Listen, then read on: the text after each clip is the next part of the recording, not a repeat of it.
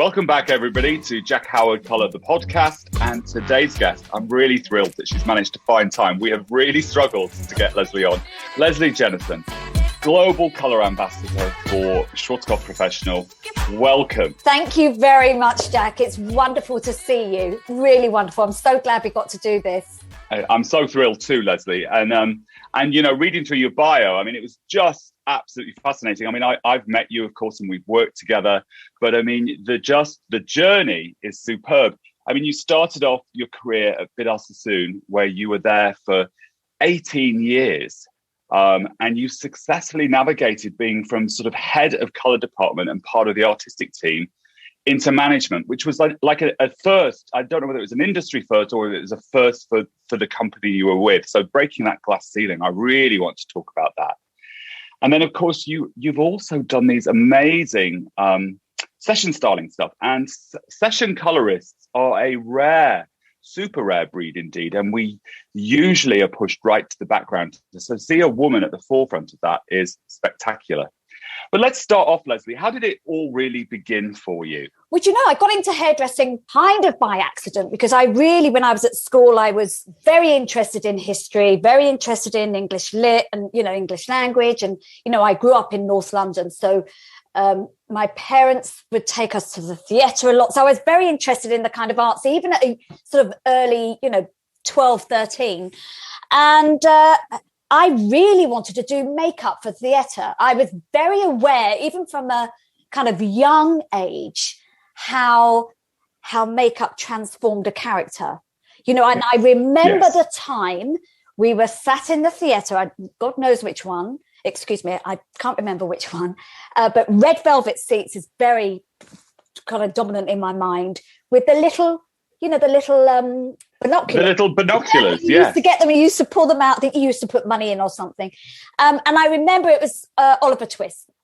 And I remember looking at Fagin and thinking, I could see that this wasn't an old man. I could see that this was makeup that had transformed him. And I was obviously very young because I kind of fancied, what's the boy in it? Not Oliver, the naughty one. Dodger. The Artful Dodger. I remember thinking, he's so gorgeous. So I could only have been about 13 or something. So I remember that vividly. So when I was at school, I'd written to the BBC because in those days they did kind of the best training for makeup and for theatre and TV makeup. And I got a reply back saying you had to be 21 and a half, you had to have O-levels and this and this and this, and an A-level in art and hairdressing. So I'd done okay at school. I went to college. I didn't get my history. So I went to college, sixth form, and I did my O-level history again. And I did an A-level in art, which I managed to get in a year, which was... I mean, Jack, you know me, you know, once I kind of have something in my mind, I want it and I go for it and I don't stop until it's done. And it's done really well. You are very, very focused. Oh, very focused. Yeah. Totally focused. So when I was 17, I'd done everything and I applied to get into Sassoon. And I remember that vividly. I remember climbing up. Incredible how these little memories stick in your mind, isn't it? You know, that I remember climbing up all those narrow staircases at Davis Mews in W1. And I had the interview and I remember what I was wearing, pale pink leather skirt and jacket, batwing. That would be amazing. Jacket would be amazing. Now, I thought I was the bee's knees. And I managed to get in and I purely went just because I wanted the qualification. But I mean, literally, I loved it. I loved it from day one. And sorry, Lesley, was that then in that time? Of course, Sassoon was the place to go and train. Oh, absolutely. Incredibly hard to get into. But was that actually an apprenticeship that you went for? Oh, yes. In those days, you had to go as an apprenticeship. So it was a minimum 3-year apprenticeship. Right. Yeah, it was difficult to get in. I remember the audition, the interviews, there were lines of people, you know, and I remember for my semester, there were 2 semesters a year that, you know, that they took people in. mine they took in 42 or 38. And at the end of it, there was 2 of us left. Yes. You know, it was a very, very hard training. I mean, and I thank God for it. I really thank the heavens for it, because it gave me such a discipline in what I do. And I think that discipline allows me to kind of either have a massive freedom with application, or it still allows me to have that discipline. So I'm very, very grateful to it, incredibly grateful for that time. The word discipline came to my mind too, because of course, when we did 3-year apprenticeships, they were very disciplined, and that you had to jump through hoops as you went along. And of course, not everybody can do that, and not everybody succeeds. But somewhere like Sassoon's, of course, at that period, I mean, that must have been a lot of hard work. Yeah, it was. I mean, so my training, because it was a colorist, obviously you had to do a little bit of barbering and ladies, and then you spent a couple of years doing coloring. So mine was 3.5 years. And I remember it was 4 model nights a week. So obviously you can't do that now because of the amount of hours you're allowed to work nowadays. But 4 model nights a week, I was finishing at 9 p.m, you know, and then because I lived in Northwest London, and I trained, a lot of my training was in Sloane Square. And to be honest, I wasn't aware that it was, you know, long hours and all of that, because I was so into it and I so loved it, apart from one tiny winter. And I remember it, I've no idea what year it was, but I remember it from, there was an album that they played almost on a loop in the salon, and I still now can't listen to it. It's Tracy Chapman. Oh, I love that album. Oh, I can't stand it. I just, honestly, if it comes on in the car on the radio, I have to switch it off. I cannot bear it, because it was such a miserable time for me. You know, it was like, I can't remember what technique it was. I just couldn't get, I just remember it was cold, and I'd have to get 3 tubes to get home. And it was dark all the time, and that was playing all the time. So it wasn't for long. It was only, you know, like 3 or 4 months I was unhappy. But, you know, parents like my parents just say, right, you've just got to turn this around. You've got to turn it into your head to, you know, that it's, you know, it's only a short amount of time and you've got the rest of your career to come. Yes. You know? That's an interesting one, isn't it? Because the thing about those days, and I hate to say in our era, but of course it was different anyway. But model nights you weren't paid for them, but you were expected to do them, and they went on for a long time. And so you basically lived in the salon, didn't you? Oh, absolutely. I mean, there was no choice. You absolutely had to have models, and you know, I mean, in a way that kind of taught you to approach people. You know, I was incredibly shy as a young girl. I was very, very painfully shy, but it taught you to be able to approach people, you know, so it gave you another skill set. It gave you that skill set to then be able to speak to, you know, clients in the salon. Well, you had to hustle for clients on the street.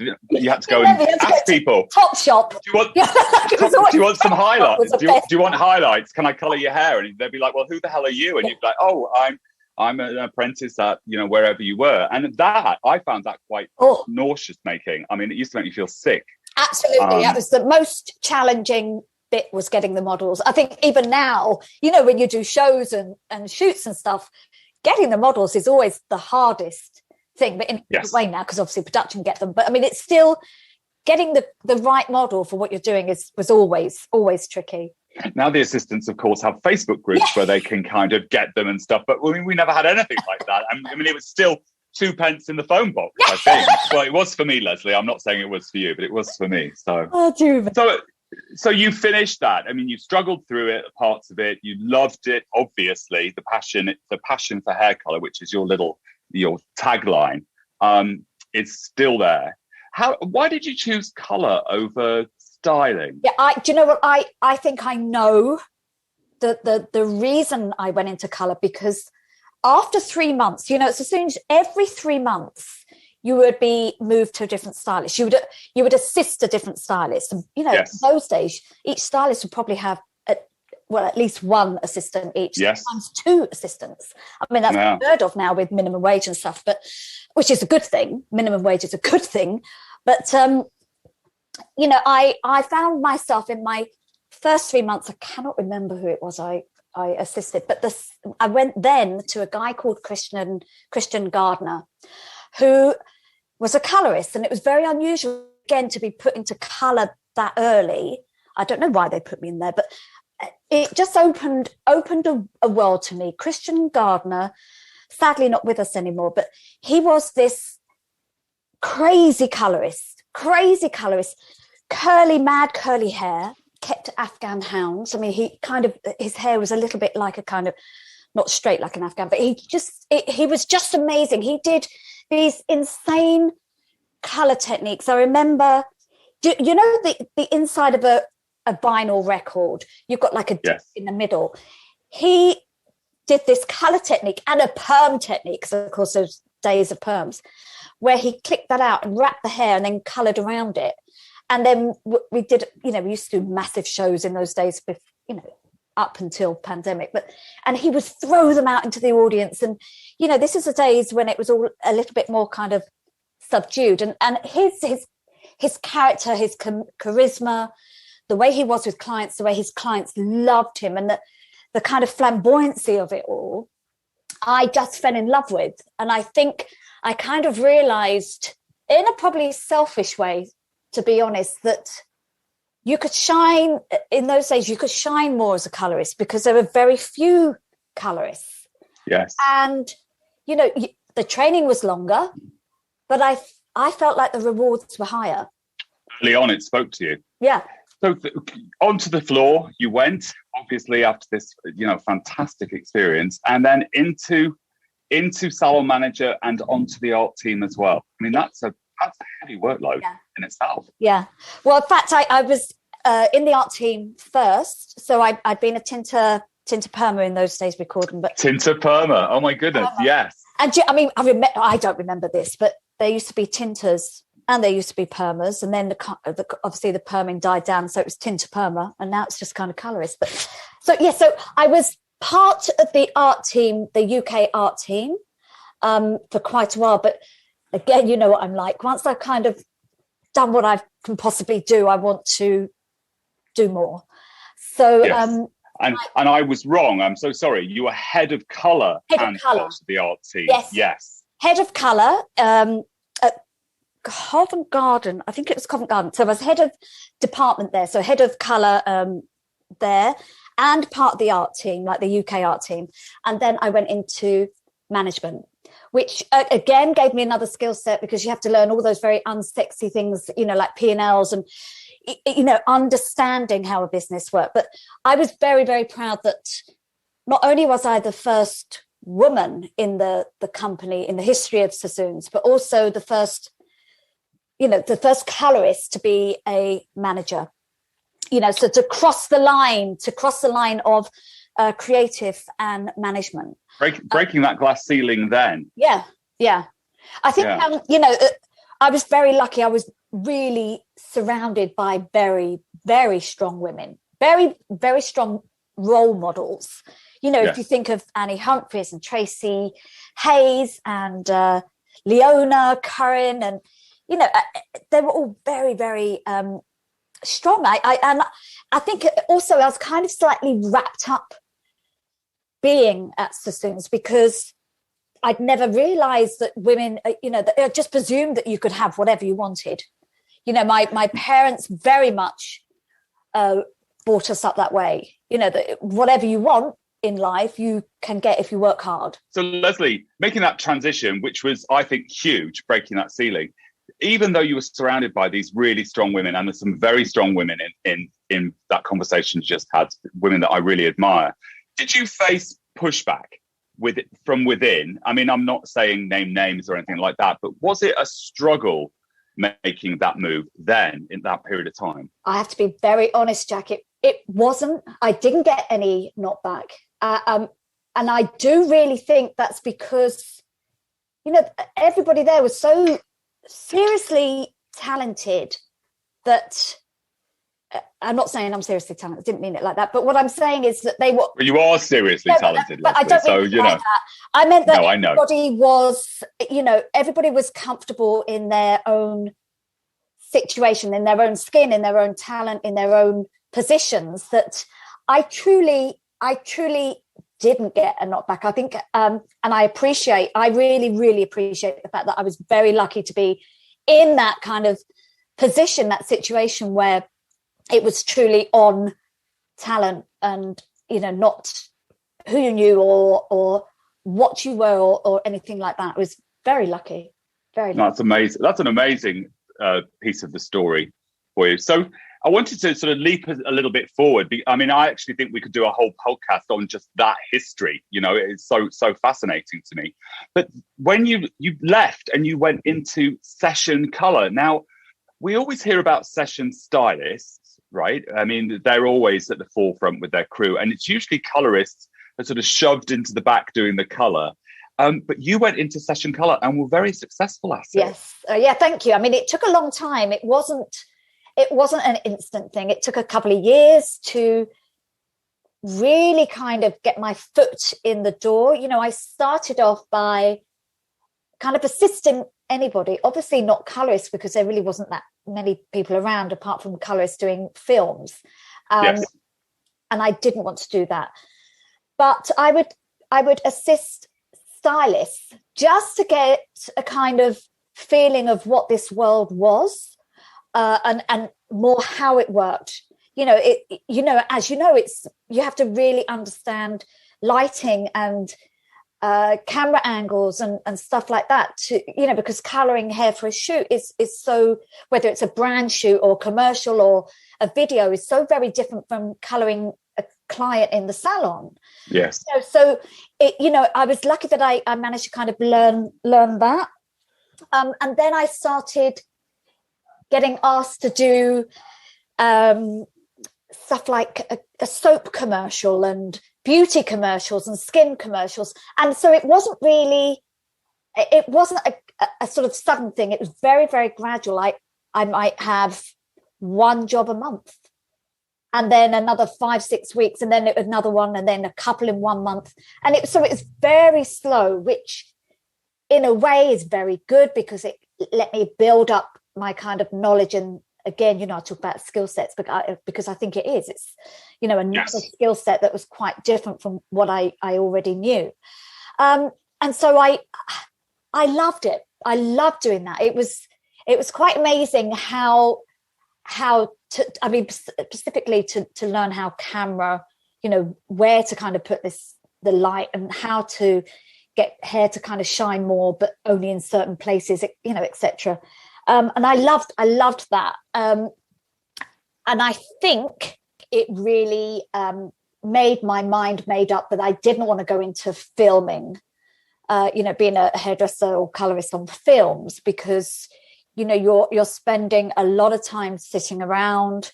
I mean, which you do on commercials and you do on brand shoots. There is an element of that. But I think when you're working on films, there's sort of weeks on end where you're not actually doing much. And I again, what I'm like, I'm very active in wanting to work. I'm always wanting to be doing something. And if I'm not, I have to think of a project I can, start to think of, like you can see some of the colors I'm working out in the back there. I don't know if you will see that. So it really made up my mind. We can see everything, Lesley. We can see your complete studio up there. Great, So great. I feel like I've been to it anyway, yeah. Even though I haven't. Well, you've seen me here plenty of times because I've asked your advice on lighting so many times, because you are the dream A-star at lighting. Anyway, to finish that, I love doing that. It was more about beauty hair, which again is something that I love to do, but it was very sporadic in its work, in its kind of it's obviously not a 9-to-5 thing. Yes, but I do think it's really, really interesting because you started off with your love of theatre, creating characters, and then it led you into hairdressing, and which you sort of fell into colour in some ways, and then you found a passion in that. And then as you go on to doing session work and commercials, you were still creating characters in that, aren't you? Oh, absolutely. Absolutely. Yeah. I mean, I'm just jumping forward a moment, but when I do a colour for essential looks, I'm also thinking of a character you know, also thinking of a kind of muse who that person would be. So yes, that's very true. Very true. I never thought of it like that, Jack. And Lesley, you're now a global colour ambassador for Schwarzkopf Professional. How did that all come about? Now, you've had the role for a long time. It's obviously evolved and changed. How did it start? So how it started was I had an invite from Simon Ellis, who is the global creative director for Schwarzkopf Professional. I hadn't seen him for many, many years. I did know him before. And he'd asked me to do a brand shoot for a colour called Vibrance, which is the sort of demi-semi product. And I love Vibrance. Yes, Vibrance. Vibrance is a beautiful product. Oh, I love it. I absolutely love it. But it's not obviously not the relaunch just a year or so ago, or the one before that, but the one before that. And I went to Germany. I knew the photographer. He's actually my brother's best friend, which was really bizarre, really bizarre. I knew him from, when we were young. Again, I haven't seen him for 20 years. And we did this shoot, which went on to win industry awards. And I think from that, they were very happy with that they asked me to do one essential looks. And that was shot in London. And again, it was Simon Emmett shooting, which was wonderful. The whole sort of setup was just wonderful. Really, I just felt I loved it. It was a hair shoot. And the only other hair shoots I'd done were kind of really, with Peter Gray and Rankin and like really kind of crazy, like full on stuff. Yes. So I'd not done sort of beauty hair as such. So that was wonderful. But then I wasn't asked back for a year because they already had contracted somebody else in. But they had this one essential looks that they had nobody to do it. So they'd asked me to do it. But after the year that somebody else was doing it, they asked me to do it again. And I've done it ever since. And I'm really, really passionate about essential looks because I know, some of the imagery is a little bit, it's strong. Some of it's, just beautiful kind of salon work. And even though not necessarily, many of our clients going to have these kind of really strong looks, it's still, beautiful imagery. And I think, there are elements to, some of these images that come into focus later on. If you think about 10 years ago, did we ever think that, pastel hair would be seen on most streets in villages and towns all over the UK? It just wasn't, there was not even a thought that would happen. I think, we're very lucky to be. I think, Lesley, it's that Devil Wears Prada moment, isn't it? When they belittle, when Meryl Streep's character belittles Anne Hathaway's character about the blue sweater that she's wearing. Yes. And I think that sometimes it's hard to, when you see something that's strong visually, on a runway or in a photograph, and to think, well, that's not my client, or that's not me. But then, over a period of time, you see it filter in, and you're absolutely right. I mean, at one point, it was just a little strand of pink or something in the hair, and now, you could go anywhere and you just see full throttle pastels, brights, vivids on people. People can do whatever they want with colour, whereas 10 years ago, possibly even 5, you might have said, well, maybe not. I think we're very lucky to be colourists now. I think, when I first qualified, it was a sort of era of full-on colour. Not necessarily all of it being very gorgeous because it was the kind of, the stripes and stuff. But there was a lot of colour and women on the street were wearing lots and lots of colour. And then that died off and it's been kind of very, very soft and subtle ever since, until sort of probably 7-8 years ago, where it's, colour is so prevalent now. And the other thing, of course, Lesley, that you see, of course, now is like a resurgence of that kind of 90s feel. You did your Alice bands, and everywhere we're seeing these big chunky pieces of lights in there. We're doing stronger face frames on people. So people's kind of subtlety is moving out again and getting a little bit stronger in the field, and people are seemingly more confident about coming back into the salon on a more regular basis, even for your natural women. It's a little bit stronger than it was maybe, at 2010, 2011. That's the wonderful thing about color to me, is that we are continually evolving, and we really should be continually assessing what we're doing and where it's going. Yeah, absolutely. I think, people are more interested now into being a little bit more individual and not just following, not just kind of melting into the background, and I think people are more aware now that, with the products all over, not just Schwarzkopf, every kind of product is so much more caring and, not damaging on the hair. So, you can stop and change and do different things without being detrimental to, the fabric of the hair. Yes. Now, Lesley, you work in the salon as well. You work at Billy Curry in London. Yes. So what I love about that is that you aren't a colorist who's just doing campaigns. You're actually listening and with women, very similar to what I do. So, I really love that. Have you found, obviously we've been in lockdown after lockdown after lockdown in England.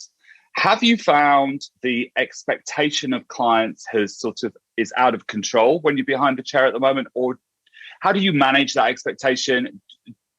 Gosh, it's a complicated one. Is it different for you there now? Or do you still find it's all okay? I love it. I'm not there very often. Like you, I probably do 4 days a month. And I love it when I'm there. It's definitely different in the fact that, I can only do so many clients now, whereas normally I'd have 4 on the go. Yes. I'm not able to do that because that's unfair on other people that are working, because obviously the number of seats that we're allowed to use, social distancing, etc. It's different. I think the level of service that we give is incredible. However, I love to be full on busy. When I go to the salon, I like to start crack of dawn, finish late, and just be looking after all my clients. I don't necessarily do new clients now. Very rarely do I do new clients, because if somebody calls up and they particularly want me, obviously, I love to do it. It's not like I don't want to do new clients, but we make them very aware that I'm not there that often. I very, very rarely would cancel a day because, as you know, Jack, we're very lucky that Schwarzkopf is very kind of organised, and they, it's normally months in advance that everything's booked up. My dates next year are almost booked up. So, but I'm just not there very often. So even with all my clients I do, I have particular colourists that if I'm not there, that they can go and see. So it's difficult that you're not able to do as many. I'm not fairly deaf, but I'm quite deaf. As a child, I was in and out of hospitals having, grommets put in my ears, and it's kind of scarred my inner ears. So I've always kind of read at the same time as talking. So it's very hard for me to hold a conversation when I can't see what's going on. So that kind of slows me down, because I'm constantly, going up closer to sort of hear them. And of course, your clients want to catch up with everything. So they want to talk and talk and talk, which is wonderful. That's what we're all about. We love to communicate and we love to be with our clients. But that I found very hard. And, I appreciate we're not going to have I doubt very much we're going to have a lift up of this in June. But I am looking forward to when we don't have to wear the masks. Mm-hmm. I actually find the masks hard, but I didn't know that about you, Lesley. I never knew that about you, hearing impairment, if that's the right terminology. Yeah. I mean, you'll probably see me next time we see each other. You'll probably notice, because I look at your mouth. I look at people. I thought you were looking at my dazzling teeth and my diamonds. Of course I was, Jack. Of course. Now, as we're on the pandemic, both you and I talked all the way through the lockdowns that we've been through and supported each other. You managed to successfully navigate from the big shows, which I know that you love, and you spent an awful lot amount of time traveling, to bringing something a little bit more homely and into your wonderful studio that we can see today. And you've been able to navigate into educating digitally, from home. And I know that that's hard, what with lighting, trying to figure out camera angles, doing it all yourself, because we have been so used to having a whole team, right? I mean, all these shoots have loads and loads of people supporting us. All we do is turn up, do the work, and then we go home. How was that for you? Because you talk about disciplines throughout this conversation. You've talked about disciplines, and you talk about growth spurts and all these things. Obviously, it's been a great growth spurt for you digitally. What was the experience like? Well, first of all, I want to take this opportunity to thank you, Jack, because I really appreciate you gave me lots of advice from, when I very first started doing them. You helped me kind of hone it to what I do now, what I was doing. So I want to thank you for that. And the advice on the lighting and everything, what to buy and stuff. So thank you. Well, listen, it's not, people helped me too. And if anything in life, we hairdressers support other hairdressers. And, absolutely. I think it's our duty as hairdressers to be able to assist up and coming hairdressers or people just coming into the industry. I think it's, it's only right that we give back. But yeah, absolutely. I found the first few, more than the first few, terrifying because it was so different to any kind of medium that I've ever done. I mean, camera work, like you say, we have a team of people with the questions written big. They give us 10 minutes, 5 minutes. You literally have to just go in front of the camera and talk what you know about. So I found that terrifying, not being able to see somebody's eyes and read what they're loving and going down. When you're on stage, you can look out and you can see somebody nodding, so you can kind of go down and carry on with that track that you're on. Or if it's the connection, isn't it? Yeah, you need that kind of, hairdressers, again, we love that connection. But once I honed it down to doing just, one subject, and I loved them. I loved doing the half-hour sort of Wednesday lives. At the moment, I'm not in a position don't have the time to be doing those. So I'm doing like a weekly bite-size, just like a few minutes on a particular subject, which I must post today on that note. Remember to do that. Posting. You've started up working, more work going on. I know things have started moving for me. Yes. But I'm going to keep my digital stuff going. I really enjoy it and enjoy the audience. So you're doing your bite-sized pieces. You have tremendous engagement on your lives. You have this family joining in the chat with you. You see, I would love that. Now, actually, while I'm here, I should ask you that. I love doing it, but I know what works best is that you have it weekly or you have it a particular time each week. Now, that is what I cannot commit to. Like this week I have no time because I'm working, and then I go to Milan on Saturday. But then I get back Tuesday, and then of course I have to isolate for 5 days for test to release. So I won't have time. But then is that not a little flaky if you're only doing one here and one there? I don't know. I think if your audience know that you're busy and you're traveling, and I certainly, the whole 10 days quarantine thing. I just finished my test and release the other day. Thank goodness for that. But I found that people enjoy them anyway, and that if you still do them, I think people love them, and they love seeing you. So I certainly love seeing you in action. What I loved, what I really loved about this was your lives, Lesley, is that you started off, and of course you wanted to give value, right? Which is what we do as colorists. We want to give value, and there was so much going on. And when you started bringing it down, just that chat we had about blue shampoos, 45 minutes talking about 3 products, and the engagement was fantastic, and people were really interested. And you're a hair geek as well as a hair colorist. You know all the ins and outs of the stuff, which is fascinating.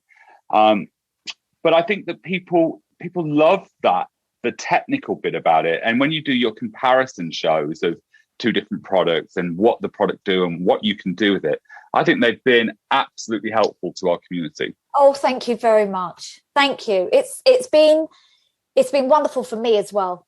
It's been fantastic. I mean, apart from learning how to do it and how to do it, you know, so that people enjoy it, it's having, again, let's talk about connection, but it's, again, seeing what people are asking me and seeing, well, also the comments. You know, my lovely mummy, you know, like obviously my number one fan, watches me every single week, and she's the first person that calls me while I'm still up here before I've even gone downstairs. And she calls me and she says, "Oh, now said you were wonderful today," and from oh, and she's it's so wonderful. So nice. She watches them 3 or 4 times over. I think people don't. I don't think people know what it's like. I mean, I don't know about you, but the hour before I go live, I'm pacing the house. I'm checking the camera, making sure the lighting. Because, you know, in England, of course, I mean, obviously we've got these beautiful summer days and summer's nights till sort of 9:30, 10. But in the wintertime, the light changed every 5 minutes, and I used to be crying. Yeah. And then afterwards, I'm so pumped. Yes, absolutely. I don't know what to do with myself. So it really is 3 hours. Oh, you know? And sometimes it's even more, isn't it? I mean, my partner will testify to that. Like, for goodness sake, Lesley, just sit down. I'm like, oh, yeah. I mean, you know, it's not that it's nerve-wracking. There's an element of nerves, but it's an element that you just want to do something really well. Yes. And you want it to come across well, and you want everyone to get something from it. And I think that I mean, this is great what you're doing with your Jack and Friends, is you're kind of explaining that, you know, doing the live is not a matter of turning up in front of the camera 5 minutes before and switching the lights on, because, you know, it takes me a couple of days to get everything together. Colouring mannequins, as you know, is hideously laborious, you know, in the fact that, you know, styling mannequins, Lesley, for you and me, right? I mean, oh my God. Hideous, you know, and I don't have a sink on this level, so I have to go down a couple of levels, you know, to wash it. Then I have to come back up, and I mean, it's only a couple of levels, but, you know, it's the whole thing. And like you say, blow drying hair, you know, and styling it is so far from my comfort zone. But, you know, that's just another skill set. But I've loved it. Absolutely. Well, I hope you carry them on. I really do, even if it's monthly, and that I know that your diary is always busy, but if you plan, I'm sure your community would love it. I want to ask you, Lesley, first of all, it's just been amazing to have you on. And there are things, I mean, we spent many a night after a show or a shoot having a drink and a chat and everything. But you know, there were some real interesting nuggets in that conversation today. What's next for you? You're talking about the diary's busy next year, which is so exciting. I've got trips planned for later in the year, which I'm just hoping that everything opens up and stuff. Yeah. What's next for Lesley? Well, I've started off a series of sort of webinars, which is obviously different from lives, because you're doing it. I do it through this computer, and it's all about doing techniques, whereas I don't do techniques on the lives. So it's about giving more information. So I'm reaching more of an audience that way. For me, it's I have the seminars that are the live seminars, which I'm really looking forward to. So that even though I've done a couple of shoots recently, this Saturday when I go to Milan, it's the first seminar I'm doing. So I'm really excited about that. And then I've got a number of seminars booked all the way through to late autumn. And then next year, there's a couple of big shows going on. So just really, really excited. As they, you know, people carry on with their vaccinations and etc. Absolutely. So I'm going to be in Milan later in the year, and then I'm heading back over to London and then Germany, all from the USA. So there's some great travel going on and some great things. My hope is the same as yours, is that people still are sensible, and, you know, whether I'm going to happily say get vaccinated. That's my belief. And if you don't, you know, and let's get ourselves open and get back out there. Absolutely, absolutely. Lesley, what a joy to hear more of your story and to see you on here. And I just want to thank you so much for joining today. Jack, it's been a pleasure, an absolute pleasure, and to see your face. I know we had a couple of dates to do this, and we were both we had to sort of change it about and stuff. But this is bloody wonderful that we've got this done. So thank you very much for inviting me on. It's a great story. I'm so glad you could share it, and let's see more of you all over the place very, very soon. Thank you very much, Jack. Lots of love to you. Lots of love. Thank you, Lesley. Bye-bye, darling. So I hope you enjoyed this podcast as much as I did making it for you. Don't forget to subscribe on your channel that you download your podcasts from. iTunes is my favourite, but I know there are others out there. And also, if you want to follow me on stories on Instagram, it's jackhowardcolor, C-O-L-O-R, the American way, not the English way. And on Facebook, it's Jack Howard Color, C-O-L-O-R. And my website is www.jackhowardcolor, C-O-L-O-R.com.